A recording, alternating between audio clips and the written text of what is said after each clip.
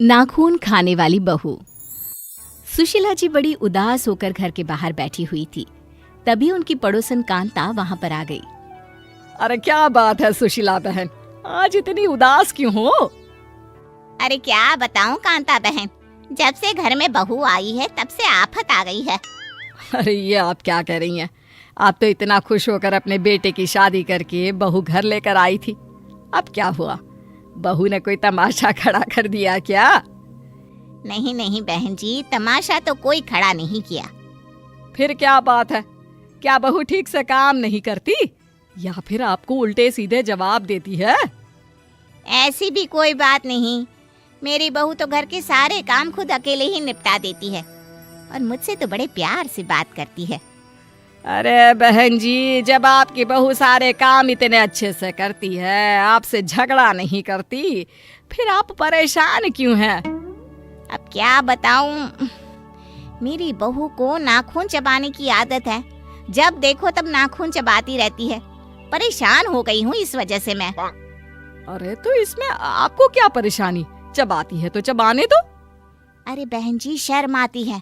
घर पर कोई मेहमान या मिलने वाला आ जाए और वो बार बार हमसे पूछे कि आपकी बहू इस तरह नाखून क्यों खा रही है। अब आप ही बताइए क्या जवाब दें उनको। अरे तो फिर आप अपनी बहू को समझाने की कोशिश कीजिए कि इस तरह की हरकत ना किया करे। क्या करूं? वो कहती है कि उसकी बचपन की आदत है, छुड़ाना बहुत मुश्किल है मम्मी जी। मेरी तो कुछ समझ में नहीं आता। चलिए, मैं आपकी बहू को समझाने की कोशिश करती हूँ। आइए आइए, अंदर आइए, इसी बहाने बहू से भी मिल लीजिए। क्या पता आपकी बात उसकी समझ में आ जाए। सुशीला और कांता दोनों घर के अंदर चले जाते हैं। वहां पर सुशीला की बहू प्रिया घर का कुछ काम कर रही थी। कांता को देखते ही प्रिया उनके पास आ जाती है। नमस्ते आंटी जी, कैसी हैं आप? मैं तो बिल्कुल ठीक हूँ बेटा, खूब खुश रहो, भगवान तुम्हें लंबी उम्र दे। आंटी, मैं आपके लिए चाय नाश्ता लेकर आती हूँ, आप तब तक बैठकर मम्मी जी से बातें करें। अरे बेटा, चाय की क्या जल्दी है, यहाँ आओ, मेरे पास बैठो। सारा दिन काम में लगी रहती हो, कभी हम लोगों के पास बैठकर बातें भी किया करो। जी आंटी जी, मैं आप लोगों के पास बैठ जाती हूँ बस। कुछ ही देर बाद बातें करते करते प्रिया अपने नाखून चबाने लगती है। ये देखकर कांता ने उससे कहा, अरे प्रिया बेटा, ये तुम क्या कर रही हो? इतनी पढ़ी लिखी सुंदर और समझदार लड़की होकर इस तरह नाखून चबाना अच्छा नहीं लगता। सॉरी आंटी जी, वो क्या है ना, मुझे पता ही नहीं चलता कि मैं कब अपने नाखून चबाने लग जाती हूँ। अरे जरा दिखाओ तो तुम्हारे नाखून। ये देखिए। देखा आपने, प्रिया ने अपने नाखून चबा चबा कर पूरी तरह गायब कर दिए हैं। अब कौन समझाए इसे? अरे कोई बात नहीं, लेकिन बेटा तुम्हें इस तरह नाखून नहीं खाने चाहिए। देखो, अगर तुम इस तरह की कोई भी हरकत करोगी ना, तो कोई तुम्हारी अच्छाइयों को नहीं देखेगा, सब तुम्हारा मजाक बनाएंगे। आपकी बात सही है आंटी, लेकिन मैं क्या करूं? मेरा अपनी इस आदत पर बिल्कुल कंट्रोल नहीं है। लेकिन बेटा, मैंने भी तुम्हें कितनी बार कहा है, तुम्हें कोशिश तो करनी चाहिए ना। अच्छा, कोई बात नहीं प्रिया, कल मेरे घर पर छोटी सी पूजा है, मोहल्ले की कुछ औरतें भी वहां पर आएंगी। मैं चाहती हूँ तुम भी हमारे घर आओ। जी बिल्कुल, मैं मम्मी जी के साथ आपके घर जरूर आऊंगी। अगले दिन सुशीला जी अपनी बहू प्रिया के साथ कांता के घर पूजा करने के लिए जाती है। प्रिया मोहल्ले की औरतों के साथ बैठी हुई थी। तभी अचानक से मोहल्ले की एक औरत सीमा के चिल्लाने की आवाज आई। अरे ये देखो, सुशीला जी की बहू मेरा हाथ पकड़कर मेरे नाखून खा रही है। हैं? ये क्या कह रही हो? आपको क्या लगता है मैं झूठ बोल रही हूँ? ये देखिए, आपकी बहू मेरे बाजू में बैठी थी। अरे मैं तो भगवान के ध्यान में इतनी मस्त थी, इसने मेरा हाथ उठाया और लगी मेरे नाखून खाने। क्यों प्रिया बहू, तुमने सीमा के हाथ के नाखून भी खाए क्या? मुझे माफ कर दीजिए मम्मी जी, वो मेरे हाथ के नाखून पूरी तरह खत्म हो गए थे, इसलिए मुझे लगा। अरे चुप करो बहू, आज तुमने सारे मोहल्ले वालों के सामने मेरा मजाक बना कर रख दिया। अरे प्रिया बेटा, मैंने तुम्हें कल ही तो समझाया था कि तुम्हें इस तरह की हरकत नहीं करनी चाहिए। इसमें मेरी कोई गलती नहीं है, मुझे पता ही नहीं चला कि अपने नाखून खाते खाते कब मैं सीमा आंटी की नाखून चबाने लग गई। अरे कैसी पागल बहू है आपकी, इसका कुछ इलाज क्यों नहीं करवाते? अरे ऐसा भी कोई होता है क्या? इंसान अपने नाखून छोड़कर बाजू वाले के नाखून चबाने लगे। सीमा की बात सुनकर मोहल्ले की सारी औरतें हंसने लग जाती है। ये देखकर सुशीला जी को बिल्कुल अच्छा नहीं लगता और वो प्रिया पर नाराज होती है और उसे घर ले आती है। पूरे मोहल्ले के सामने आज तुमने हमारा मजाक बनवा कर रख दिया। मम्मी जी मुझे माफ कर दीजिए, मुझसे बहुत बड़ी गलती हो गई। बहू आखिर तुम अपनी आदत छोड़ क्यों नहीं देती? मैं कोशिश करूंगी मम्मी जी।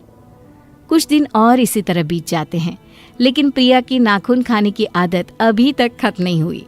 तभी एक दिन प्रिया के पेट में जोरों से दर्द होता है। मम्मी जी मेरे पेट में बहुत जोर से दर्द हो रहा है।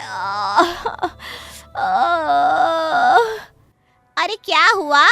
कुछ देर पहले तक तो तुम बिल्कुल ठीक थी। पता नहीं मम्मी जी, बहुत दर्द हो रहा है, मुझे डॉक्टर के पास ले चलिए ना। अच्छा ठीक है, मैं तुम्हें डॉक्टर के पास ले चलती हूँ। सुशीला जी, आपकी बहू के पेट में नाखूनों का गुच्छा बन गया है और इसे ऑपरेशन से ही बाहर निकाला जा सकता है। क्या ऑपरेशन? ये क्या कह रहे हैं आप डॉक्टर साहब? मुझे ऑपरेशन से बहुत डर लगता है। अब डरने से क्या होगा प्रिया जी, आप जिस स्पीड से नाखून खाती हैं उससे ये सब तो होना ही था। हे भगवान, ये क्या हो गया? मेरे नाखून खाने की आदत की वजह से मुझे ये सब सहना पड़ रहा है। बहू, अगर तुमने वक्त रहते मेरी बात मान ली होती तो आज तुम्हारे साथ ये सब ना हुआ होता। 2 दिन बाद आप मेरे हॉस्पिटल वापस आ जाना, मैं आपके पेट का ऑपरेशन करके सारा गुच्छा बाहर निकाल दूंगा। डॉक्टर साहब, क्या इसका और कोई इलाज नहीं है? नहीं, और कोई इलाज नहीं है। और हाँ, अगर एक बार ऑपरेशन होने के बाद आपने फिर से नाखून खाना शुरू किया तो अगली बार ऑपरेशन करना भी मुश्किल होगा। फिर तो सीधा भगवान जी ही इसका इलाज करेंगे। नहीं डॉक्टर साहब, मुझे इतनी जल्दी भगवान के पास नहीं जाना। 2 दिन के बाद सुशीला जी अपनी बहू प्रिया को डॉक्टर के पास लेकर जाती है। प्रिया को हॉस्पिटल में एडमिट करने के बाद उसे ऑपरेशन थिएटर में ले जाया जाता है। 1 घंटे के बाद जब प्रिया होश में आती है। मम्मी जी, मेरा ऑपरेशन ठीक से तो हो गया ना? मुझे कुछ होगा तो नहीं ना? क्यों, तुम्हें अच्छा नहीं लग रहा क्या? नहीं मम्मी जी, ऐसी कोई बात नहीं है, लेकिन मुझे पता है डॉक्टर ने मेरा पेट काट कर नाखून का गुच्छा बाहर निकाला होगा और अब मुझे कई दिनों तक एक बिस्तर पर पड़े रहना होगा। प्रिया की बात सुनकर डॉक्टर और सुशीला दोनों जोर जोर से हंसने लगते हैं। ये देखकर प्रिया हैरान रह जाती है और पूछती है, अरे ये क्या बात हुई? मेरा ऑपरेशन हुआ है और आप लोगों को हंसी आ रही है। नहीं प्रिया जी, आपका कोई ऑपरेशन नहीं हुआ है। हाँ, तो फिर मैं बेहोश क्यों थी और मुझे हॉस्पिटल में एडमिट क्यों किया गया? तुम्हें डराने के लिए, और किस लिए? इतनी बार तुम्हें समझाया कि तुम्हें नाखून नहीं खाने चाहिए, लेकिन तुम्हें समझ में ही नहीं आता था। मुझे लगा कि यही एक सही तरीका है।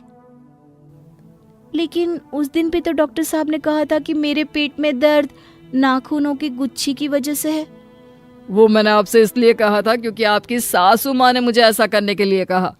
अगर मैं और आपकी सासू माँ आपको डराते नहीं तो आपकी नाखून खाने की आदत कभी नहीं जाती। तो क्या मैं बिल्कुल ठीक हूँ? मेरा पेट कटा नहीं है? जी नहीं, बिल्कुल भी नहीं, आप एकदम ठीक है। बस थोड़ी देर के लिए आपको बेहोशी का इंजेक्शन दे दिया गया था। और वो भी तुम्हें डराने के लिए बहू। लेकिन ध्यान रखना, अगर आगे से नाखून खाए तो सचमुच तुम्हारा ऑपरेशन करवा दूंगी। अपनी सास की बात सुनकर प्रिया जोर जोर से हंसने लगी और साथ ही उसने मन ही मन ये निश्चित भी कर लिया था कि वो कभी अपने या किसी और की नाखून नहीं खाएगी।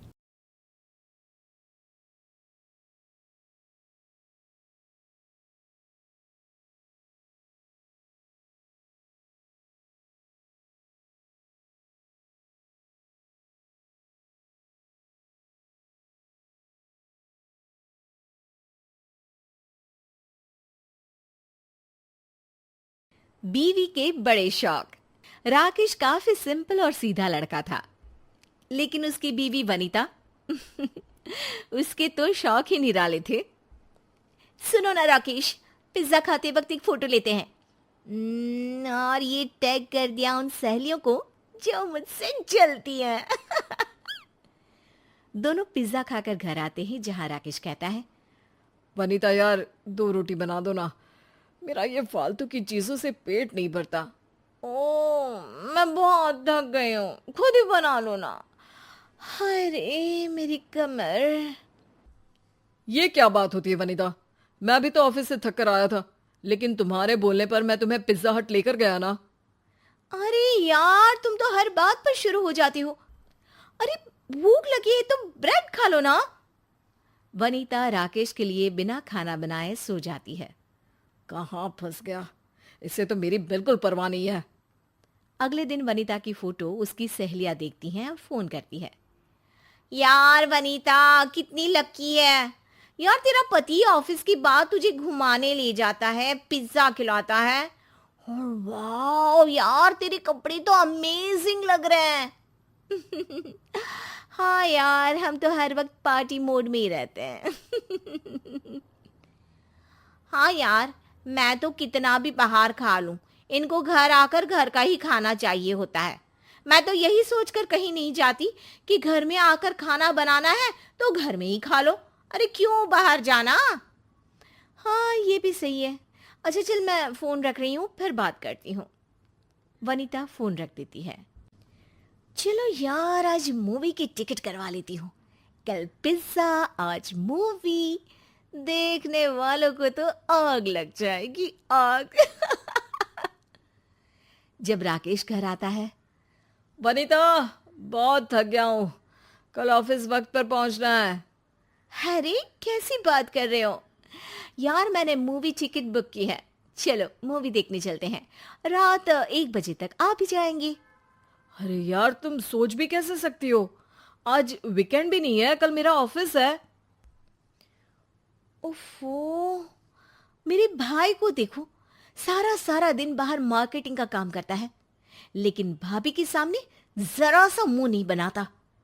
देखो यार हम दोनों के काम में अंतर है। वैसे भी वनीता मुझे अच्छा नहीं लगता जो बार बार तुम इस तरह से करती हो। मैं अलग हूं, किसी से कंपेयर मत किया करो मुझे, समझी। एक दिन, ओहो ये पूजा कहाँ गई है, बड़ी फोटो लगा रखी है इसने, फोन करके पूछती हूँ। अरे पूजा, इंस्टा में फोटो तो बड़ी जोरदार डाली है, कहाँ गई थी। पूजा जो वनीता की तरह ही दिखावे में विश्वास रखती है, वो कहती है, हम ना गोवा गए थे, वहां डब्ल्यू होटल में रुके थे, 1 दिन का 1 लाख रुपया लगता है। हाँ अच्छा, अरे यार तेरी जींस भी बहुत अच्छी लग रही थी, बस फटी थी थोड़ी सी। ओहो वनीता, तुम तो थोड़ा फैशन अपडेट रहा करो, आजकल तो फटी जीन्स का ही फैशन है, जितनी जीन्स फटी होगी उतनी ही महंगी होगी, रैग बोलते हैं इसे। खैर चलो यार, मैं ना जरा क्लब जा रही हूँ, मेरे पति पीछे लगे हैं कि चलो चलो। वनीता फोन रखती है। हाँ शॉफ की दुकान, जैसे जानती नहीं हूं मैं, जो दिखता है वो होता नहीं, अब मेरे पति को ही देख लो। वैसे ये रही मेरी जींस, मैं भी थोड़ा कैंची से काट देती हूँ, घर पर पहनकर देखती हूँ, ठीक लगे तो ठीक, वरना कपड़े वाले को देकर बर्तन ले लूंगी। तभी राकेश ऑफिस से थका आता है। ओहो ये क्या पहना है वनीता, जाओ जाकर कपड़े बदलो। ये फैशन है राकेश, जींस जितनी फटी उतनी महंगी। अब किसका सोशल साइट देख लिया तुमने जो नकल पर उतर आई। वो मेरी दोस्त है ना जो मुंबई में रहती है, पूजा, उसका। अरे वो मुंबई में रहती है, तुम इलाहाबाद में रहती हो, फर्क है ना वनीता, जाओ जाकर कपड़े बदल लो। अरे पता नहीं तुम खुद को क्या समझते हो यार, फैशनेबल कपड़े अभी पहन लूं, कल को तो बूढ़ी हो जाऊंगी, तब थोड़ी ना अच्छे लगेंगे ये सब कपड़े। देखो राकेश, हम दोनों को एक दूसरे को समझना होगा। हाँ लेकिन वनीता घर में कायदे के कपड़े तो पहना करो। हाँ हाँ ठीक है। अच्छा मैं ये बोल रही थी कि मेरे कॉलेज के दोस्तों ने कल पार्टी रखी है, तू शाम को जल्दी घर आ जाना। ठीक है। अगली शाम पार्टी में वनीता सूट पहन कर आती है, बहुत अच्छी लग रही हो वनीता। लेकिन तभी वनीता के कॉलेज का दोस्त देवेश आ जाता है। हाय ब्यूटीफुल, कितनी अच्छी लगती थी तुम कॉलेज में, कहाँ शादी के बाद पूरी आंटी लगने लगी हो। हेलो, हाय, मैं हूँ आंटी का पति। तुम कौन? वो हाय हाय, हम सब एक ही क्लास में पढ़ते थे। ओह ओके, तो अब तुम्हें वनीता आंटी लगने लगी है, क्यों? वैसे आपकी बीवी कहाँ है, मैं भी तो देखूं। अब वो एक्चुअली ना वो घर पर रहती है। राकेश मुस्कुराकर वहां से चला जाता है, लेकिन वनीता सबके साथ बातें करते करते फिर देवेश से ही बातें करने लगती है, जो राकेश को बिल्कुल अच्छा नहीं लगता। घर आकर ये मैंने कर दी सारी फोटो पोस्ट। पता है, यहाँ के रिश्तेदार तो फोटो देखकर जल जाएंगे। लड़के लड़कियां सभी है पूरे ग्रुप में। वनीता, मुझे तुम्हारा यूं कॉलेज के लड़कों से बात करना अच्छा नहीं लगा। ऐसा नहीं है कि पुराने ख्यालात का हूं मैं, लेकिन वो लड़का तुम्हें भड़का रहा था। अरे क्या गलत बोल रहा था? सही तो कह रहा था कि शादी के बाद मैं पूरी आंटी लगने लगी हूं। अरे तो एक्सरसाइज करो, खाने में कंट्रोल करो और स्लिम हो। कोई सूट पहनकर आंटी नहीं बन जाता। हाँ हाँ, अब तो मेरे खाने पर भी तुम्हारी नजर रहती है। अरे मेरे तो भाग्य ही खराब थे जो तुमसे शादी हुई मेरी। यही तो गलती है तुम्हारी, हर बात पर शादी को कोसने लगती हो। जरा सोचो, खुले विचार कहाँ होते हैं जहां वैसी परवरिश होती है। हम लोग सिंपल घरों के लड़के हैं, सिंपल लड़की के साथ ही एडजस्ट कर सकते हैं। क्या मतलब है तुम्हारा? सिंपल नहीं हूं मैं। तभी वनीता के मोबाइल में मैसेज आता है। वाह यार, तू और तेरे पति के बीच कितना प्यार है, साफ दिख रहा है यार। कितना समझते हो तुम दोनों एक दूसरे को। Made for each other, love you. हाँ, अब ये मैसेज किसी मजाक से कम नहीं है, बड़ा प्यार है। अरे ये सब तो दिखावा है बस। तभी डोरबेल बजती है और वनीता की छोटी बहन अपने पति के साथ आती है। अरे वाह साली साहिबा, क्या बात है, साड़ी भी पहन दी है आप। अरे जीजू, मैं अब पहनने लगी हूँ। इनको मेरे ऊपर साड़ी ही अच्छी लगती है। पता है जीजू, अब तो मुझे इंडियन वेयर बहुत अच्छा लगता है। वैसे भी जो इनकी पसंद वो मेरी पसंद। अच्छा जी, क्या बात है? तभी तेरी कोई पिक सोशल मीडिया में नहीं है, क्योंकि साड़ी में थोड़ी ना आंटी जी बनकर तू फोटो डालेगी। अरे नहीं नहीं दीदी, वो बात नहीं है, वक्त ही नहीं मिलता। जहाँ भी हम जाते हैं उस जगह को देखने में मस्त हो जाते हैं, तो फोटो डालने की सोचते भी नहीं है। लेकिन हाँ, हम दोनों एक दूसरे का साथ बहुत एंजॉय करते हैं, क्यों? वनीता उन दोनों को देखकर सोचती है कि कैसे वो दोनों एक दूसरे के साथ खुश हैं। अब अच्छा तुम लोग बैठो, मैं खाने के लिए कुछ बनाकर लाती हूँ। दीदी, मैं भी चलती हूँ किचन में आपकी मदद के लिए। तू और तेरा पति कितने खुश हैं यार, लेकिन क्या फायदा, लोगों को तो पता ही नहीं है कि तुम लोग लाइफ को इतना एंजॉय करते हो। अरे कोई तो फोटो डाला कर सोशल साइट पर। दीदी, हम खुश हैं तो एक दूसरे के लिए है ना, कि किसी को दिखाने के लिए। मैं तो आपको भी कहूँगी कि झूठा दिखावा करने से अच्छा है कि आप जीजू को खुश रखो, उनको समझो जैसे वो आपको समझते हैं। कौन सा जिंदगी हम दूसरों के लिए जीते हैं दीदी। वनीता को बहन की बात समझ में आ जाती है और फिर वो और राकेश सच में लाइफ एंजॉय करने लगते हैं, लेकिन खुद के लिए, ना कि किसी को दिखाने के लिए।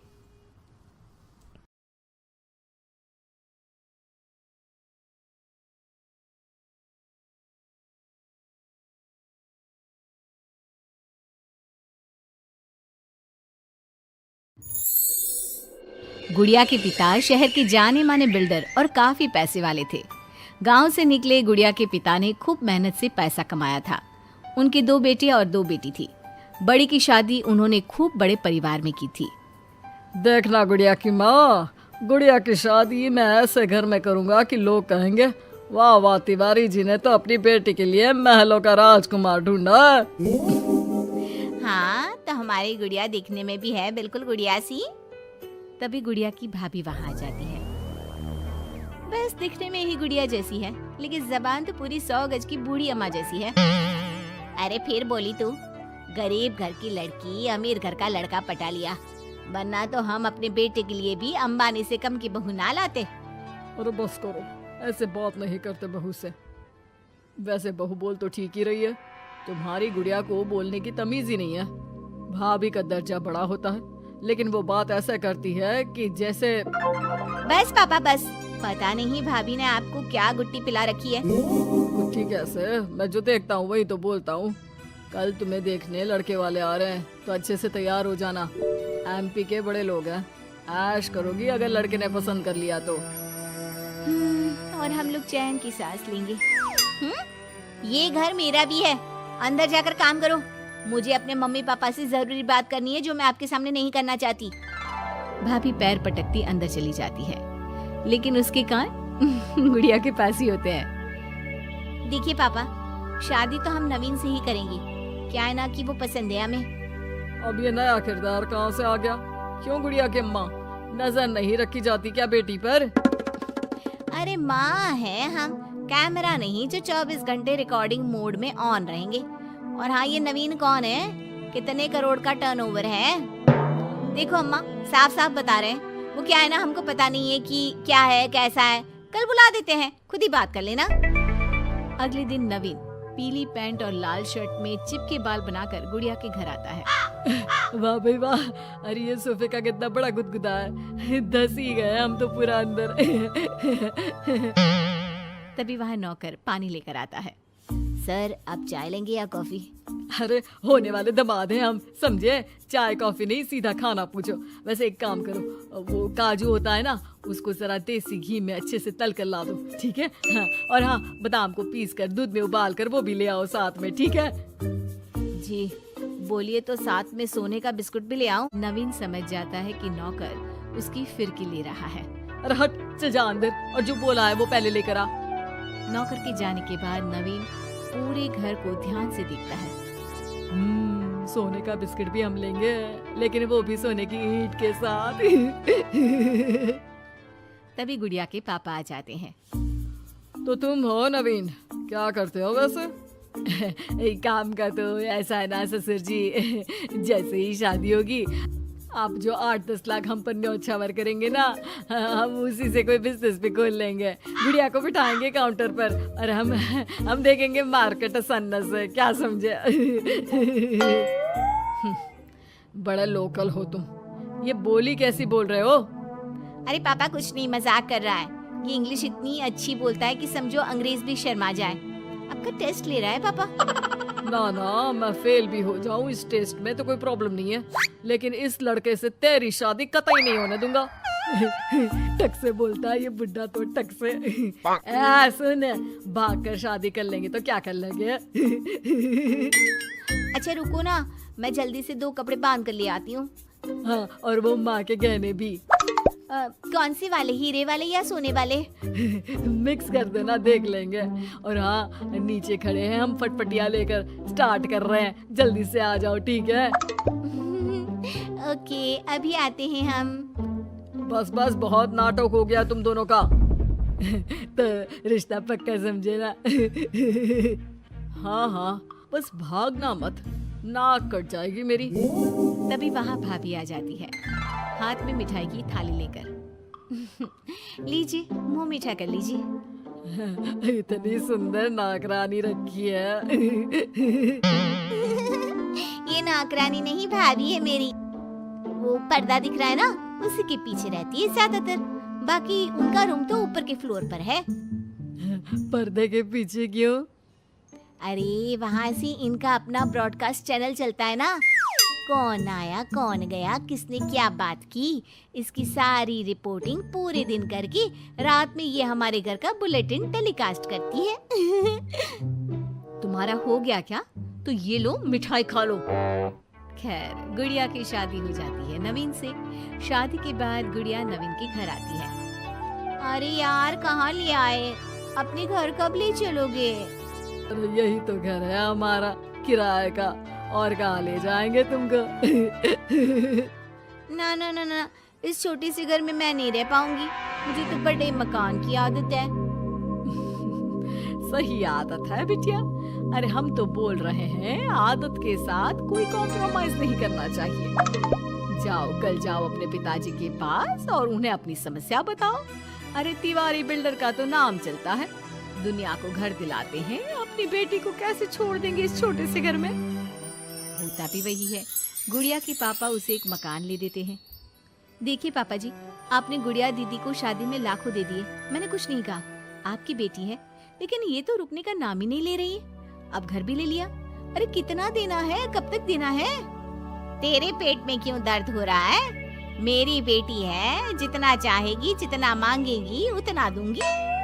उधर गुड़िया के ससुराल में, मैं आज नाश्ते में कुछ हेल्दी लूंगी, मेरे लिए कोई कुक है क्या? जो है मैं ही हूँ, बताओ क्या खाना है?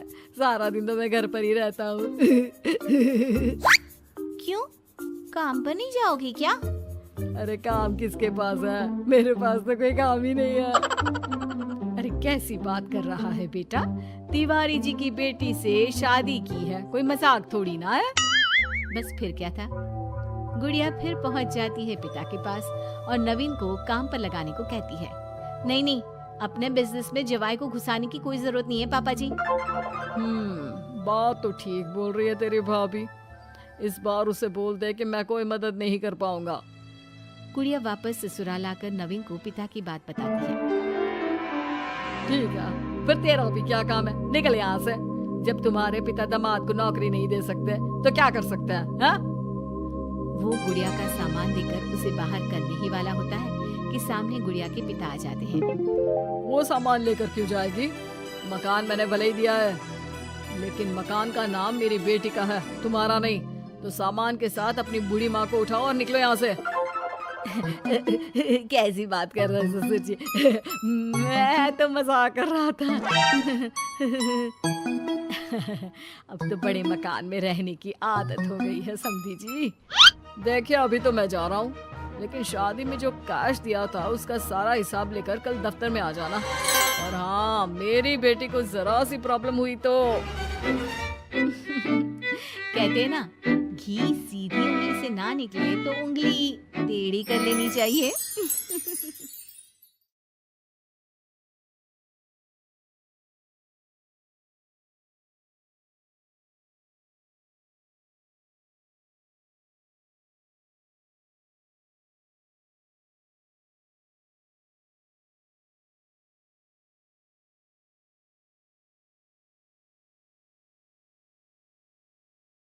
एस्ट्रोलॉजर बहू। बहू की एस्ट्रोलॉजी सास को तो समझ में नहीं आती, लेकिन मोहल्ले वाले। अरे रमा जी, कहाँ है आपकी बहू रानी? बुलाइए ना, जरा पूछे कि बेटी को बेटा क्यों नहीं हो रहा। अरे खुद को उसे तो पता नहीं कि बेटा कब होगा, लेकिन आपको बड़ा भरोसा है जी। तभी रिया आ जाती है। अरे शर्मा आंटी, आइए आइए, कैसे आना हुआ? अरे वो क्या है ना राधा, मेरी बेटी 3 बेटियों की माँ बन गई है, लेकिन बेटा नहीं हो रहा। फोन आया था उसका, बोल रही थी कि भाभी से पूछिए ना एस्ट्रोलॉजी क्या कहती है। रुकिए, मैं अभी लैपटॉप में देखकर बताती हूँ। लैपटॉप में देखकर भी बेटा पैदा हो जाता है क्या बहू? माँ जी आप भी ना। ग्रह नक्षत्र की चाल देखूंगी, क्या कह रही है राधा के बारे में। हाँ हाँ बेटा, देखना जरा। फिर बेल बजती है। हाँ जी, आप कौन? अब मेरा नाम रवि है, मैं दूसरे मोहल्ले में रहता हूँ। मैंने सुना यहाँ कोई एस्ट्रोलॉजर रहता है। हाँ जी, आ जाइए आप भी। माँ जी चाय ले आइए ना सभी के लिए। देखिए आंटी, आपकी बेटी के भाग्य में बेटा तो है, लेकिन 2 साल बाद। लेकिन इसकी तो पहली बेटी ही इतनी लकी है कि नाम रोशन कर देगी। पर हाँ, लड़का हुआ ना तो जीवन में दाग लग सकता है। दाग? कैसा दाग? जैसे वो किसी का खून कर दे या फिर चोर बन जाए, क्योंकि एस्ट्रोलॉजी कहती है 3 लड़की के बाद होने वाला लड़का ना सुखी रहेगा ना रहने देगा। ओहो बहू, ये तो अच्छी बात बता दी तुमने। मैं अभी उसे फ़ोन करके बता देती हूँ। तेरा बहुत बहुत शुक्रिया बहू। कोई बात नहीं। हाँ जी, आप कौन और यहाँ का पता किसने दिया? जी, नीरज नाम है मेरा। मेरा दोस्त है ना अजय। अच्छा अच्छा, अजय भैया के दोस्त हैं आप, बताइए ना। अब वो क्या है ना, आपने उनको जो डेट बताई थी उसी दिन उनकी नौकरी लगी, तो मैंने सोचा मैं भी आपसे पूछ लूँ कब तक नौकरी लगेगी। क्या है ना, 2 महीने से खाली बैठा हूँ। ओहो, ये बेरोजगारी भी ना। मैं भी शादी से पहले 2 साल खाली बैठी थी। कुछ था नहीं तो एस्ट्रोलॉजर का कोर्स कर लिया। वैसे डेट ऑफ बर्थ क्या है बताओ तो? बहू लैपटॉप पर देखती है और फिर फुल कॉन्फिडेंस से कहती है, अरे तुम्हारे पास तो नौकरी है और तुम बोल रहे हो कि बेरोजगार हो, कैसे? अरे आप बिल्कुल सही बोल रही हैं, लेकिन आपको कैसे पता चला? वो क्या है ना, मैं ये नौकरी बदलना चाहता हूँ। अरे तो ऐसे कहिए ना। देखिए, नई नौकरी के संयोग इस साल तो नहीं है। लड़का वहां से चला जाता है। पास खड़ी सास कहती है, वाह बहू वाह, ये क्या लगा रखा है, तुझसे मिलने अब मोहल्ले के लड़के भी आएंगे। माँ जी, ये मेरा काम है। अरे वो अजय भैया के दोस्त थे। देख बहू, मैं साफ साफ कह देती हूँ, कल से तेरी दुकान यहाँ दिखनी नहीं चाहिए। माँ जी, ये मेरा शौक है। मैं थोड़ा बहुत लोगों की मदद करती रहती हूँ तो मन लगा रहता है। लेकिन कहते हैं ना, सास के सामने किसी की नहीं चलती। मैं जानती थी ये विद्या मुझे बंद करनी ही पड़ेगी। अरे जब जानती थी तो क्यों टाइम बर्बाद कर रही थी? क्योंकि मैं ये भी जानती हूँ कि आप ही मेरे इस काम को खुद शुरू करने के लिए कहेंगी। अरे बहू, कहीं पागल तो नहीं हो गई ना तू? मैं तुझे क्यों कहूंगी कि तू ये लोगों को पागल बनाने का काम कर। तभी डोरबेल बजती है और घर के अंदर एक महिला आती है और बहू से कहती है, अरे आप धन्य हैं, मैं तो कहती हूँ आप धरती पर भगवान का रूप है। ये लीजिए मिठाई। यानी आपके पति की नौकरी लग गई? हाँ जी, और पहले से भी ना बहुत अच्छी लगी है। वो क्या है, हम लोग तो अब अमेरिका जा रहे हैं। सास दोनों को देखती रह जाती है। फिर उसके जाने के बाद, लीजिए खाइए, शुद्ध देसी घी की मिठाई है, 800 रुपए किलो। खाइए खाइए, अब तो आगे से वैसे भी खरीद कर खानी पड़ेगी। अरे मंजूर है, लेकिन तेरा यूं लोगों के बीच बकवास करना मुझे बिल्कुल पसंद नहीं है। क्या पता किस दिन कौन सर पर चढ़ जाए। माँ जी, घर की मुर्गी दाल बराबर सुना था, लेकिन बहू की प्रतिभा को यूं कम आंकना ठीक नहीं है। अरे हाँ, सब ठीक है। रात को पति घर आता है। अरे रिया, कैसा रहा दिन? आज कितनों के भूत भविष्य संभाली है। अरे आपको नहीं पता, आपकी माँ ने मना कर दिया है। अरे क्यों भला, क्यों मना कर दिया माँ ने? इतना सही तो कर रही थी तुम। वो तो ठीक है, लेकिन तुम्हारी माँ को लगता है कि मैं जो बोलती हूँ वो हवा में उड़ती बात होती है। उन्हें मेरी विद्या पर भरोसा ही नहीं है। तुम बात क्यों नहीं करते? मैं करता हूँ बात, दीदी चली जाए उसके बाद। क्या दीदी आ रही है? कब? और तुमने मुझे बताया भी नहीं। अरे वो मैं ना भूल गया, माँ को बताया था, सॉरी। खैर, पति का सॉरी सुनना ही तो हर औरत का सपना होता है। तो कहानी में आगे।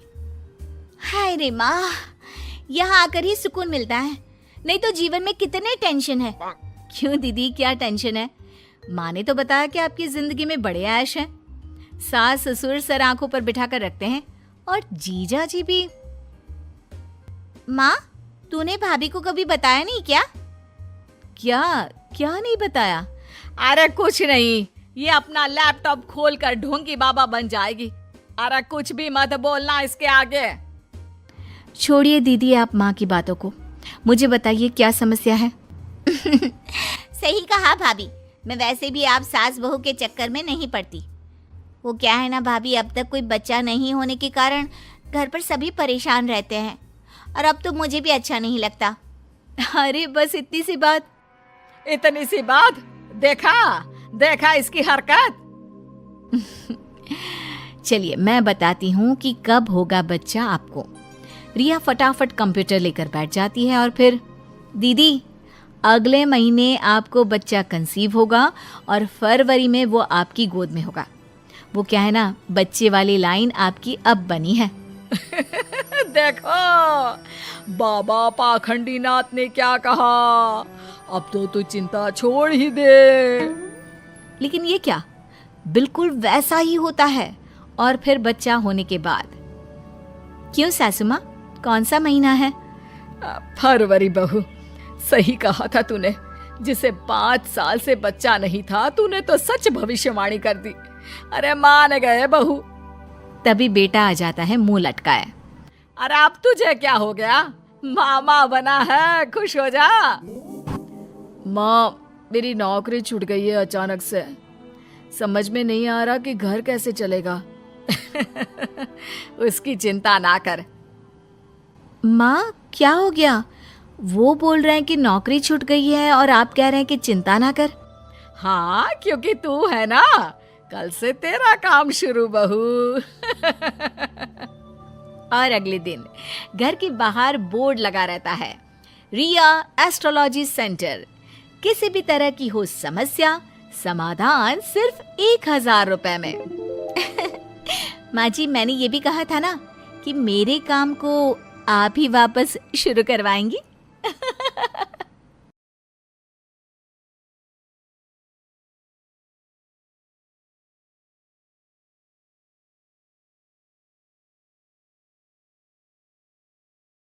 अमीर बेटी का सौदा।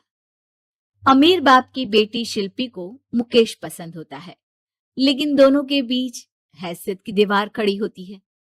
और फिर, कहीं नौकरी कर लो ना, क्या हमेशा ये लोहे की सलाखों के पीछे भागते रहते हो?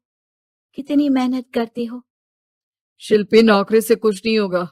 तुम लोगों की हैसियत तक पहुंचना है तो अपना ही बिजनेस करना पड़ेगा, वरना तुम्हारे पापा किसी और से तुम्हारी शादी करवा देंगे। अच्छा, ऐसे किससे करवा देंगे? मैं तो तुमसे ही शादी करूंगी। बोल दिया तो बोल दिया, बस। मुकेश उस बेचारी को समझाता भी तो क्या। दुनिया के रीति रिवाजों से काफी दूर थी शिल्पी। भले ही बड़े बाप की बेटी, लेकिन सादगी इतनी कि क्या कहना। बेटा शिल्पी, कल तुमको देखने लड़के वाले आने वाले हैं, तैयार रहना। मैंने तुम्हारी माँ को समझा दिया है। घर के सारे नौकर चाकर को वो समझा देगी कि स्वागत कैसे करना है। कैसी बात कर रहे हैं पापा? मैं तो मुकेश से प्यार करती हूँ, उसी से शादी करूंगी। मैंने आपको बताया था ना। मुकेश किसका बेटा है? वो स्टील किंग सिंघानिया का, या वो जो बड़े ज्वेलरी वाले हैं मेहता, उनका? नहीं नहीं पापा, वो अपना ही काम करता है, लेकिन एस्टेब्लिश नहीं है अभी। पापा, वो आपके पास तब आएगा जब कुछ बन जाएगा। आप प्लीज थोड़ा सा वक्त दे दीजिए। पिता को शिल्पी की बात पर गुस्सा आ जाता है। वो उससे कुछ नहीं कहते और शिल्पी की माँ के पास जाते हैं। ये संस्कार देकर बड़ा किया तुमने शिल्पी को, और कैसे मैं किसी भिखारी के साथ उसकी शादी कर दूं? कौन है ये मुकेश? मैं जानती हूँ, बड़ा ही होनहार लड़का है, शिल्पी से बहुत प्यार करता है और शादी करना चाहता है। अरे ऐसे कैसे मैं किसी से भी अपनी बेटी की शादी कर दूं? कोई भी उठकर आए और कहे कि मैं शादी करना चाहता हूं तो मैं शादी कर दूं? कान खोल कर सुन लो, कल उसे अच्छे से तैयार कर देना, क्योंकि जो लड़का मैंने देखा है शिल्पी के लिए, वो करोड़पति घर का बेटा है, समझी? लाख मना करने पर भी शिल्पी को उस लड़के से मिलवाया जाता है जो उसके पिता ने उसके लिए देखा था। देखिए, मैं किसी और से प्यार करती हूँ और उसी से शादी करूंगी। ये तो बहुत अच्छी बात है कि तुम किसी और से प्यार करती हो, क्योंकि मैं भी किसी और से प्यार करता हूँ। लेकिन शादी तो हम दोनों को ही करनी होगी, जानती हो ना, ये बिजनेस और ये सारा कुछ। शिल्पी को समझ में नहीं आता कि वो क्या कह रहा है, लेकिन वो समझ जाती है कि वो लड़का भी किसी और से प्यार करता है। पिताजी, वो भी कह रहा था कि वो किसी और से प्यार करता है। हाँ तो करने दो ना, हमने तो नहीं रोका।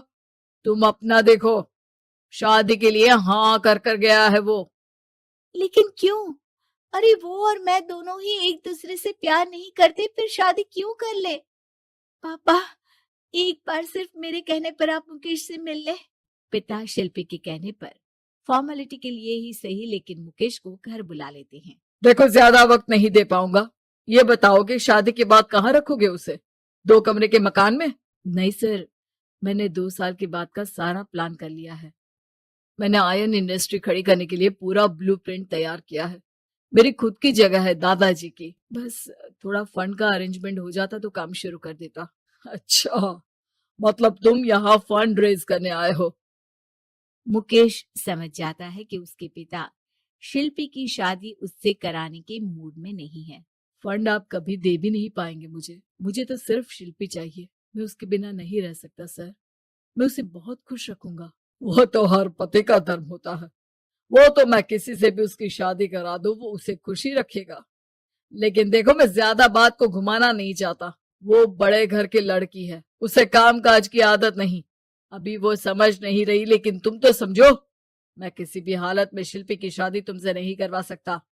मुकेश पिता से लाख मन्नतें करता है, लेकिन वो नहीं मानते। शिल्पी की शादी उस अमीर लड़के से हो जाती है। शादी के बाद, क्या हम लोग मेरी माँ के घर चले? मुझे उन लोगों की बहुत याद आ रही है। हाँ हाँ, जाओ जाओ। वैसे भी आज मैं अपनी गर्लफ्रेंड के साथ मसूरी जा रहा हूँ, तुम जा सकती हो। कैसी बात कर रहे हैं? अब हम लोगों की शादी हो गई है, आप कैसे किसी और लड़की के साथ जा सकते हैं? अरे मैंने तो तुम्हें शादी के पहले ही बता दिया था कि मेरी कुछ गर्लफ्रेंड्स है। अब प्लीज ये टिपिकल बीवी वाला रोना धोना शुरू मत कर देना। शिल्पी पिता के घर जाती है और माता पिता को सारी बात बता देती है। इतना गंदा इंसान निकलेगा, मैंने तो सोचा ही नहीं था। अरे क्यों कराई मेरी फूल जैसी बेटी की शादी ऐसे घर में? और तो क्या हो गया? शुरू शुरू में हर घर में ऐसा होता है, धीरे धीरे ठीक हो जाएगा। और वैसे भी उन लोगों के साथ हम लोगों की एक बड़ी डील फाइनल हुई है, समझी? उन लोगों से रिश्ता बनाकर रखो, तभी पैसों की बारिश होगी। पापा, अब समझ में आया कि आपने मेरे साथ ऐसा क्यों किया। मुकेश आपके सामने गिड़गिड़ा कर गया कि वो मुझे बहुत खुश रखेगा, लेकिन आपने मेरी शादी एक ऐसे लड़के से करा दी जो किसी और लड़की से प्यार करता है और शादी सिर्फ समझौते के लिए कर रहा है। पापा, मैं जा रही हूँ, लेकिन इस घर में कभी पैर भी नहीं रखूंगी। आपने मुझे सामान की तरह इस्तेमाल किया। माँ शिल्पी को बहुत रोकती है, लेकिन वो एक नहीं सुनती। कुछ समय बाद, शिल्पी, मुझे नहीं लग रहा कि अब हम दोनों के बीच ये शादी और रह पाएगी। मैं किसी और से शादी करना चाहता हूँ। वैसे तुम परेशान मत हो ना, तुम्हारे पापा के साथ हम लोगों की डील जो चल रही है ना, वो नहीं रुकेगी, क्योंकि तुम बहुत अच्छी लड़की हो। ठीक है, मैं जा रही हूँ, तलाक के पेपर में साइन करके। लेकिन एक शर्त है, मैं कहाँ गई ये बात मेरे पिता तक नहीं पहुँचनी चाहिए। शिल्पी घर छोड़कर चली जाती है। वो एक नौकरी करती है और अपना जीवन खुद संभालती है। लेकिन एक दिन, शिल्पी जी, आपसे मालिक मिलना चाहते हैं। मुझसे क्यों? शिल्पी मालिक के कमरे में जाती है, जहां सामने मुकेश होता है। अरे आपको देखकर बहुत खुशी हुई, बहुत बड़े आदमी बन गए। थैंक्स, पर तुम्हें नौकरी करने की क्या जरूरत पड़ गई? मैंने तो सोचा भी नहीं था कि तुम मेरी शिल्पी होगी। तभी वहां शिल्पी के पिता आ जाते हैं। शिल्पी, तुम्हारे बारे में माँ से पता चला। घर चलो बेटा, मुझे माफ कर दो। मुकेश, मैं यहाँ अपनी कंपनी के काम के लिए आया हूँ। तुम्हारी कंपनी की डील अगर हमें नहीं मिली तो हम बर्बाद हो जाएंगे। वैसे अब तुम चाहो तो शिल्पी की शादी मैं तुमसे कराने को तैयार हूँ। बस करिए पापा, ये क्या सौदा लगा रखा है आपने? जिस कंपनी से आपकी डील हो, अपनी बेटी की शादी उसी के घर करा देते हैं। शिल्पी मुकेश से माफी मांगती है और वहां से जाने लगती है कि मुकेश उसे रोक लेता है। रुको शिल्पी, ये सब कुछ तुम्हारे लिए है। ये कंपनी, ये नाम सिर्फ तुमसे शादी करने के लिए ही खड़ा किया था। मैं आज भी तुमसे बहुत प्यार करता हूँ।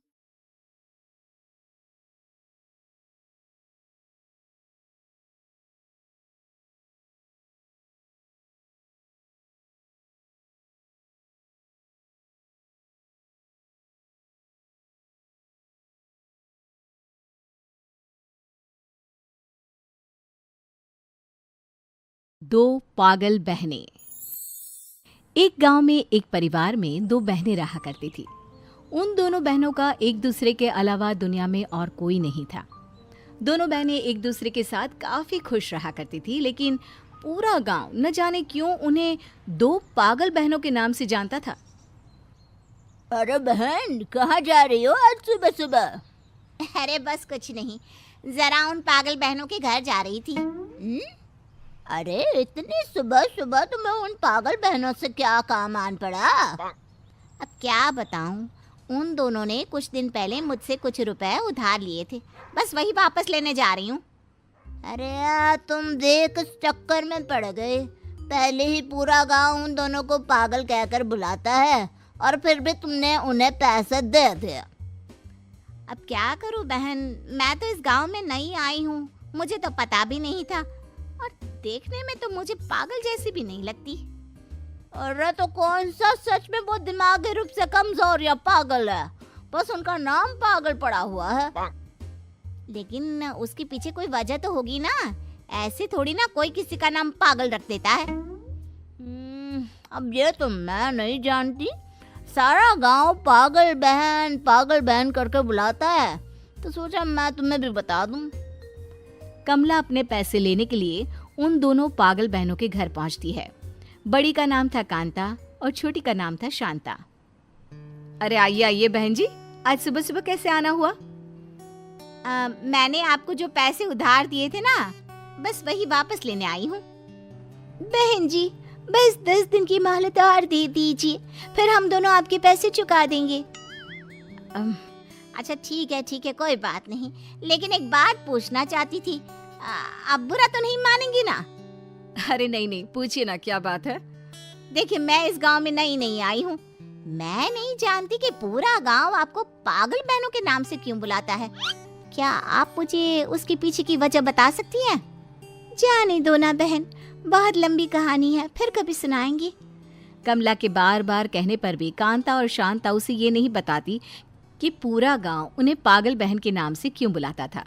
और फिर एक दिन गांव के किसान लक्ष्मण का निधन हो जाता है। लक्ष्मण का कोई बेटा नहीं था, उसकी सिर्फ 2 बेटियां थी।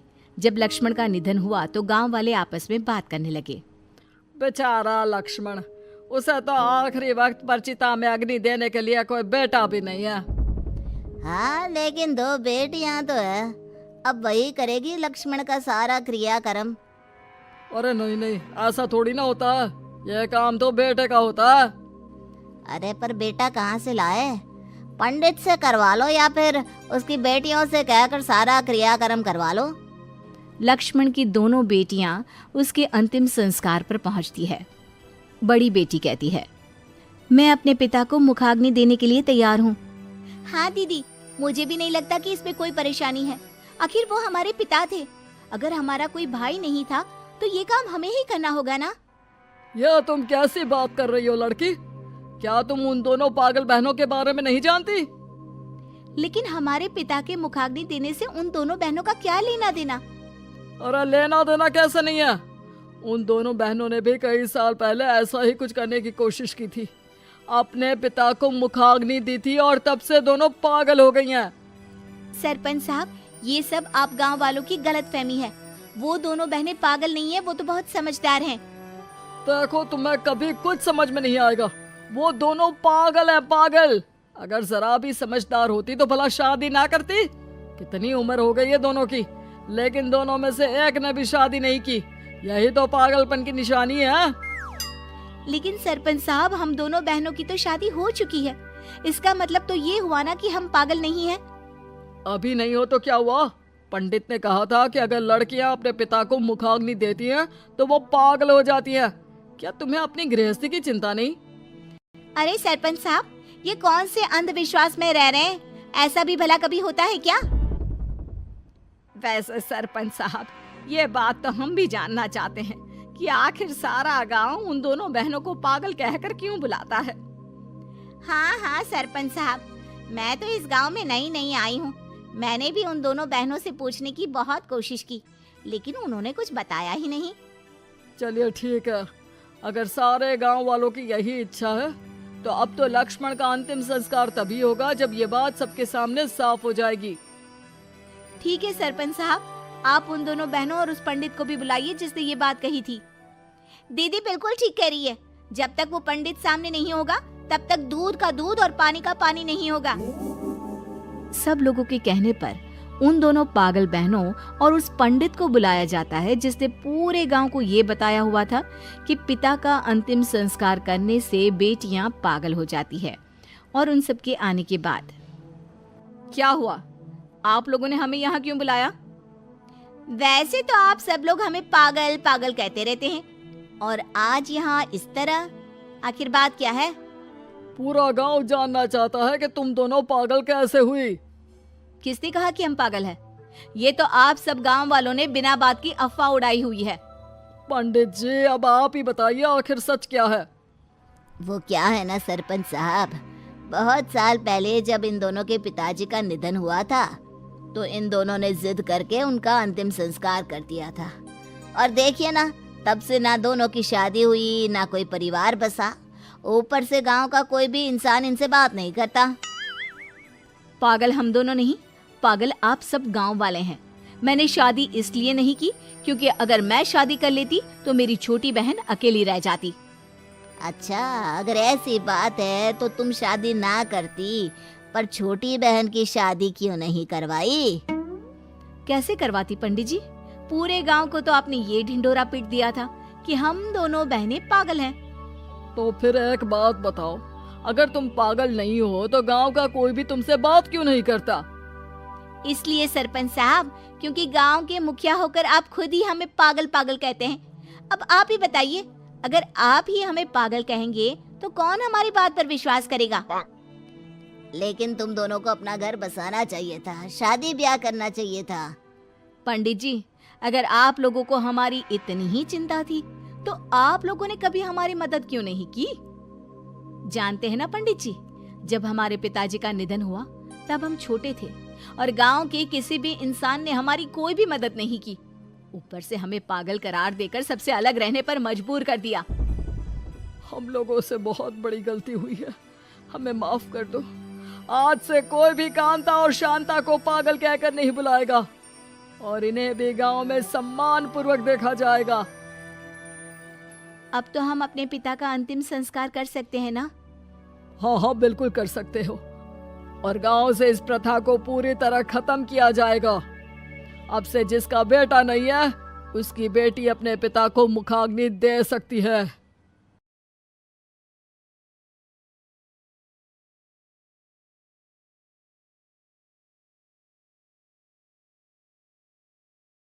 कॉन्ट्रैक्ट वाली बहू।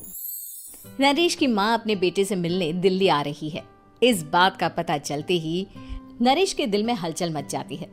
नरेश अपनी माँ के स्वागत की तैयारी में लग जाता है।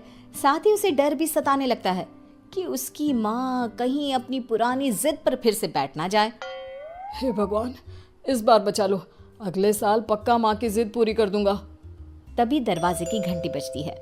नरेश दरवाजा खोलता है तो सामने अपने मकान मालिक को देखकर हैरान हो जाता है, क्योंकि उनके साथ एक सुंदर सी लड़की भी थी। अब नमस्ते अंकल, कुछ काम था, मुझे बुला लेते। आपने क्यों कष्ट किया? अरे नहीं नहीं, इसमें कष्ट कैसा, मैं तो बस तुम्हें रीना से मिलवाने आया था। आज से रीना तुम्हारे साथ इसी फ्लैट में रहेगी। अंकल, कोई लड़का फ्लैटमेट नहीं है? एक अनजान लड़की के साथ रहना मेरे लिए थोड़ा अजीब होगा।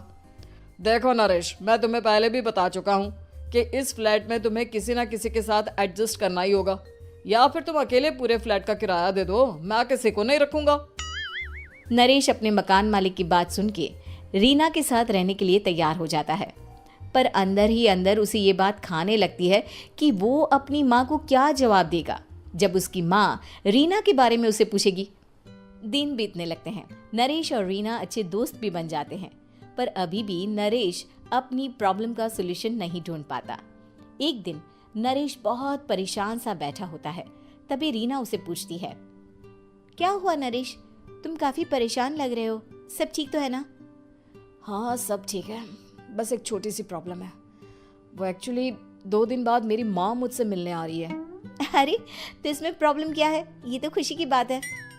हाँ रीना, बट मेरी माँ एक जिद लेकर बैठ गई है कि मैं शादी कर लूँ, पर मैं अभी इस चीज़ के लिए तैयार नहीं हूँ। ऊपर से जब वो तुम्हें देखेगी तो 100 सवाल करेगी, क्या जवाब दूंगा? अरे इसमें कोई टेंशन वाली बात नहीं है।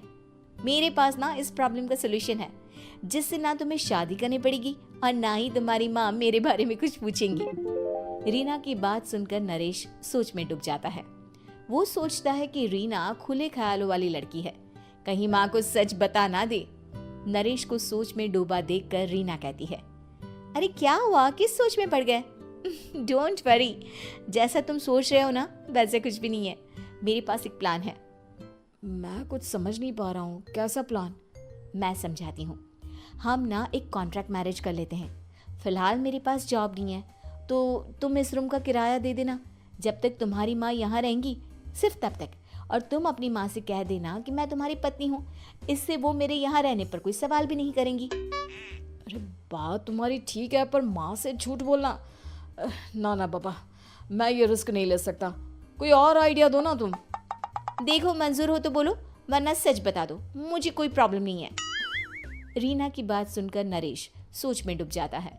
बहुत सोचने के बाद जब उसे कोई रास्ता नहीं मिलता तो वो रीना के बताए हुए रास्ते पर चलने के लिए तैयार हो जाता है।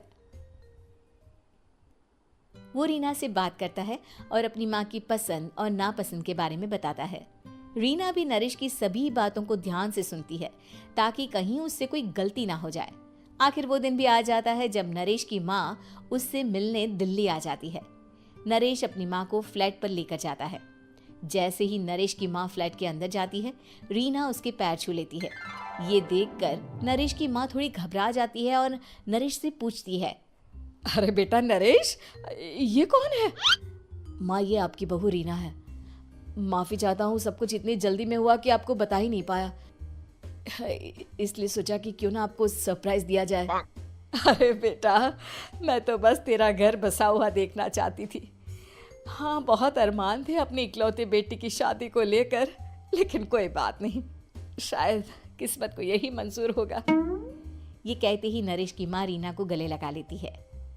रीना बेटिया, मेरा बेटा ना थोड़ा नादान है, पर तुम काफ़ी समझदार लगती हो और मैं जानती हूँ कि तुम इसका बहुत अच्छे से ध्यान रखोगी। माँ आप चिंता मत कीजिए, मैं सब संभाल लूंगी। नरेश की माँ अपने बहू और बेटे के साथ खुशी खुशी रहने लगती है। दिन बीतने लगते हैं। नरेश की माँ और रीना का रिश्ता बहुत मजबूत होता चला जाता है। वो दोनों सारा दिन एक साथ रहती और खूब बातें करती। इधर साथ रहते रहते नरेश और रीना भी एक दूसरे से प्यार करने लगते हैं। दोनों को इस बात का एहसास हो जाता है, फिर भी वो इस बात को छुपा कर ही रखते हैं। एक दिन नरेश की माँ और रीना शादी के बारे में बात करने लगते हैं। रीना बिटिया, ये तो नरेश ने मुझे बिना बताए शादी कर ली, वरना मैं तो अपनी इकलौती बेटी की शादी इतनी धूमधाम से करती कि सारी दुनिया देखती रह जाती। अच्छा माँ, आप ऐसा भी क्या करती नरेश और मेरी शादी में जो दुनिया देखती रह जाती? अरे बिटिया, एक माँ के अरमान तुम अभी नहीं समझोगी। मैं तो अपनी बहू को एक रानी की तरह लेकर आती और शादी भी बिल्कुल शाही अंदाज में करती, पर मेरे तो सारे अरमान ऐसे ही रह गए। खैर, मुझे तो अपने बेटे और बहू की खुशी चाहिए बस। ये कहते हुए नरेश की माँ की आंखों में आंसू आ जाते हैं। रीना भी ये सुनकर ख्यालों में खो जाती है, क्योंकि वो भी मन ही मन खुद को नरेश की पत्नी और उसकी माँ की बहू मानने लगी थी। शाम को जब नरेश ऑफिस से घर आता है तो रीना खुद को रोक नहीं पाती और नरेश के सामने उसकी माँ को अपने और नरेश के रिश्ते का सारा सच बता देती है। रीना की बात सुनकर नरेश की माँ दोनों से बहुत नाराज हो जाती है और घर वापस जाने की बात करने लगती है। तुम दोनों ने मुझसे सच छुपाकर बहुत ठेस पहुंचाई है मुझे। अब तुम लोगों के साथ नहीं रहना चाहती मैं, कल ही वापस चली जाऊंगी अपने घर। माँ मुझे माफ कर दो, ये सब मैंने रीना के कहने पर ही किया है, वरना मैं भी आपको कभी ठेस पहुंचाने के बारे में सोच भी नहीं सकता। हाँ माँ, हमने ये सिर्फ आपका दिल रखने के लिए किया, प्लीज हम दोनों को माफ कर दीजिए। तुम दोनों ने मेरे अरमानों के साथ खिलवाड़ किया है और वैसे भी मुझे अपने बेटे के लिए एक अच्छी लड़की ढूंढनी है, इसलिए मेरा यहाँ से जाना ही बेहतर होगा। माँ की ये बात सुनकर रीना खुद को रोक नहीं पाती। माँ, क्या मैं आपके घर की बहू बनने लायक नहीं हूँ? रीना की बात सुनकर नरेश हैरान रह जाता है। नरेश की माँ भी कुछ समझ नहीं पाती। मैं कुछ समझी नहीं, आखिर तुम कहना क्या चाहती हो? माँ, मैं वो नरेश से बहुत प्यार करती हूँ और साथ ही साथ मैं आपको भी अपनी माँ मान बैठी हूँ। आज जब आपकी बातें सुनी तो खुद को रोक नहीं पाई, इसलिए सारा सच आपको बता दिया। रीना की बात सुनकर नरेश की माँ की आंखों में आंसू आ जाते हैं और वो अपने बेटे नरेश और रीना को गले लगा लेती है। मेरे घर की बहू तो सिर्फ रीना बिटिया ही बनेगी। मैं आज ही तुम दोनों की शादी की तारीख निकलवा दूंगी, बस एक बार तुम्हारे घर वाले मान जाए। उसी दिन रीना के माता पिता भी उनके फ्लैट पर आ जाते हैं। दोनों परिवार आपस में बैठकर बातें करते हैं और शादी के लिए राजी हो जाते हैं। रीना भी कॉन्ट्रैक्ट फाड़ देती है और कहती है, सही मायने में मैं अब बहू बनूंगी, अब तक तो सिर्फ कॉन्ट्रैक्ट वाली बहू थी।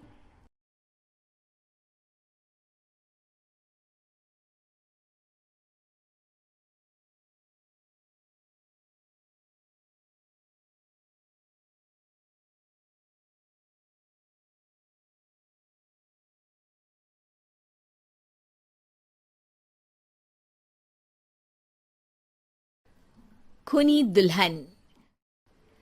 आरती और विकास अपने माँ बाप के साथ दिल्ली में रहते हैं। जर्नलिस्ट होने की वजह से विकास को बहुत बार काम के लिए देर रात तक ऑफिस में रहना पड़ता है, जिस पर ज्यादातर आरती जागकर उसका इंतजार करती रहती है। इसी तरह एक रात आरती विकास का इंतजार करते हुए घर की बालकनी में खड़ी होती है।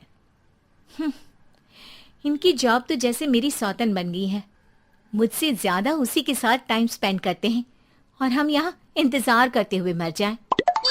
अपने आप से ये सब बोलते हुए आरती की नजर मोहल्ले के कोने वाले घर पर पड़ती है, जिसकी लाइट्स ऑन देखकर वो हैरान रह जाती है। ये इस घर की लाइट्स कैसे ऑन हो सकती हैं?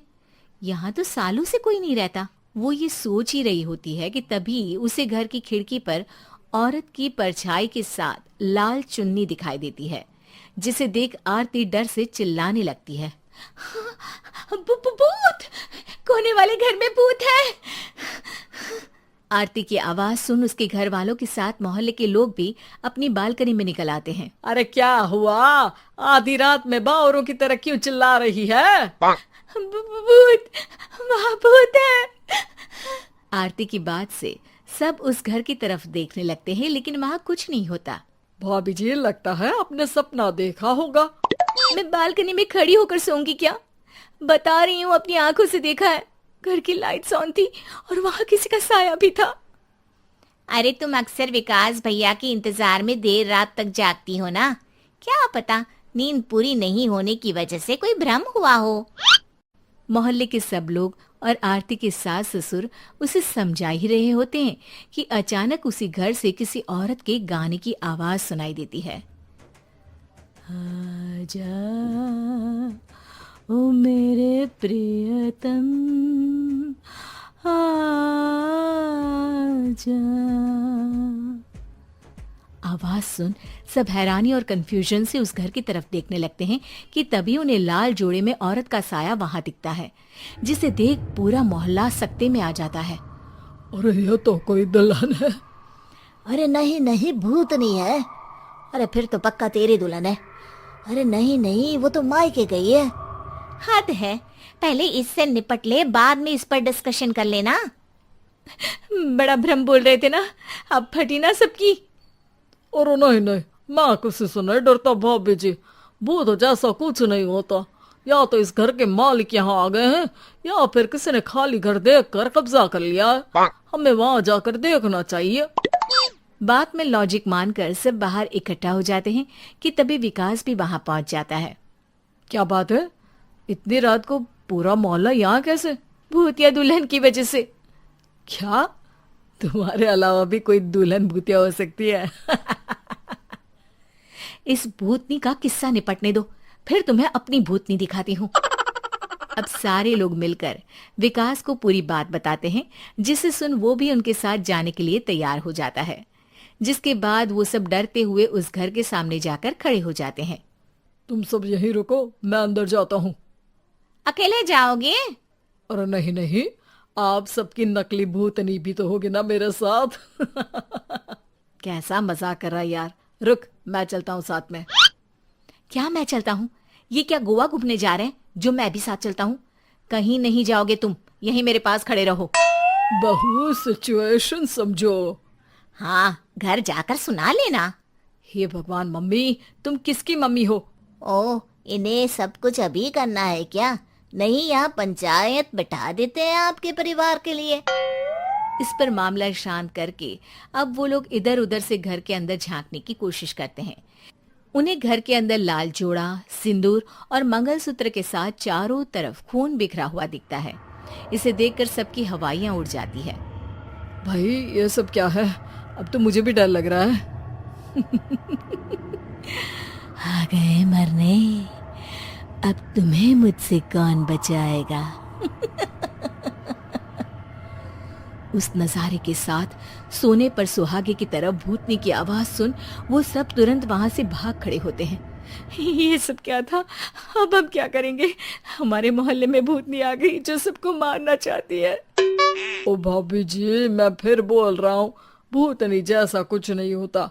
मुझे तो पक्का यकीन है कि यहाँ किसी गलत इंसान ने गलत काम करने के लिए कब्जा कर लिया है और लोगों को घर से दूर रखने के लिए ये सब कर रहा है। तुम इतने यकीन के साथ कैसे बोल सकते हो? फिल्मों में ऐसे ही तो दिखाते हैं। हे भगवान, ये फिल्म नहीं, ये रियल लाइफ है।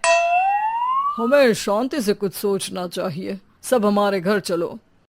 सब आरती के घर में इकट्ठा हो जाते हैं।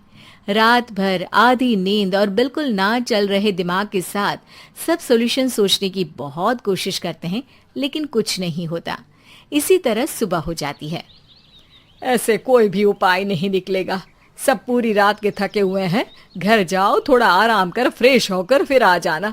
उसके बाद सोचते हैं कुछ। डरे सहमे लोग जैसे ही अपने घर जाने लगते हैं, तभी विकास को उस घर में कोई हरकत नजर आती है, जिस पर वो किसी को कुछ बताए बिना चुपचाप वहां पहुंच जाता है और कुछ देर बाद घर आकर सबको दोबारा इकट्ठा कर उस घर के पीछे वाले खिड़की पर ले जाता है। विकास, क्या खेल लगा रखा है? ये कोई मजाक नहीं है। वही तो, मजाक नहीं, बहुत बड़ा मजाक है। अंदर देखो। जैसे ही सब उस खिड़की से अंदर देखते हैं तो उनकी आंखें खुली की खुली रह जाती है। मूवी की शूटिंग!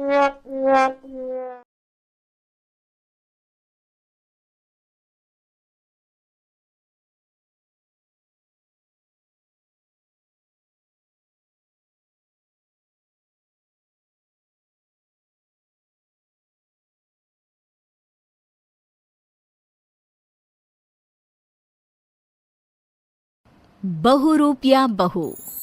ममता को काम करने का शौक था। वो खुद के पैसे कमाना चाहती थी, जिसके लिए वो कभी कोई काम करती तो कभी कोई। एक बार, अरे ममता, क्यों इतनी मेहनत करती हो? परेशान नहीं होती हो तुम? अरे काहे परेशान होना, सारा दिन घर में करना ही क्या है। खुद के पैसे होते हैं तो कॉन्फिडेंस बढ़ जाता है। लेकिन घर भी तो देखना जरूरी है ना ममता। वो क्या है ना, मैं तुम्हें काम करने से रोक नहीं रहा हूँ, लेकिन प्लीज ये समझो कि घर में तुम्हारा योगदान कितना जरूरी है। चलो, मुझे देर हो रही है, फिर बाद में बात करते हैं। पति ऑफिस चला जाता है और बीवी रह जाती है परेशान। क्या है लाइफ? शादी से पहले माँ पापा ने कमाने नहीं दिया और अब पति। कैसी किस्मत है मेरी। पूजा से बात करती हूँ, वो कैसे मैनेज करती है काम के साथ घर। ममता अपनी बचपन की सहेली पूजा को फोन करती है, जो दूसरे शहर में रहा करती थी। पूजा यार, मेरे पति ने तो काम करने से ही मना कर दिया है। मना कर दिया? क्यों भाई? उसे एक्स्ट्रा इनकम अच्छी नहीं लगती है क्या? अरे नहीं, वो बात नहीं है। वैसे वो बोल रहे थे कि घर से रहकर ही काम करो। अब तू ही बताना, बिना घर से बाहर निकले कैसे पैसे कमाए? तू खाना पैक करने का काम क्यों नहीं करती, या घर में डे केयर खोल ले? क्या है ना, घर पर ही रहेगी और पैसे भी मिलते रहेंगे। हाँ यार, ये तो मैंने सोचा ही नहीं। ठीक है, मैं ऐसा ही करती हूँ। अगले दिन ममता ने सोसाइटी के गेट पर अपना पर्चा चिपका दिया, जिसमें लिखा था, यहाँ घर का खाना मिलता है, साफ सुथरा, कम रेट पर, और बच्चों का डे केयर भी उपलब्ध है। ममता पर्चा चिपकाकर अभी घर पहुंची ही होती है कि फोन बजता है। अय्या, I'm साउथ इंडियन। घर का खाना मिलेगा क्या? साउथ का रसम राइस या कर्ड राइस? नहीं नहीं, मैं तो उत्तर भारत की हूँ, लेकिन YouTube से देखकर बना सकती हूँ। आप अपना ऑर्डर लिखवा दीजिए ना। अरे नहीं नहीं, हमको तो सिर्फ साउथ इंडियन फैमिली मांगता। वो क्या है ना, हमको खाना और बच्चा दोनों रखना है, आपका डे केयर भी होती ना। हाँ हाँ, लेकिन आप परेशान ना हो, हम लोगों के घर बच्चा बहुत ही सेफ रहेगा।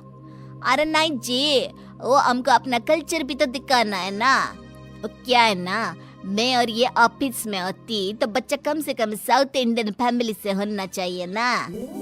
खैर, ऐसे ही कोई पंजाबी तो कोई मारवाड़ी फैमिली का फोन आता है और सब एक ही तरह की बात करते हैं। हाथ आए काम को सिर्फ एक छोटी सी बात के लिए हाथ से जाता देख ममता एक आइडिया लगाती है। अब तो आ जाओ कोई भी, मैं ऐसा चक्कर चलाऊंगी कि मेरा काम बढ़ता ही जाएगा।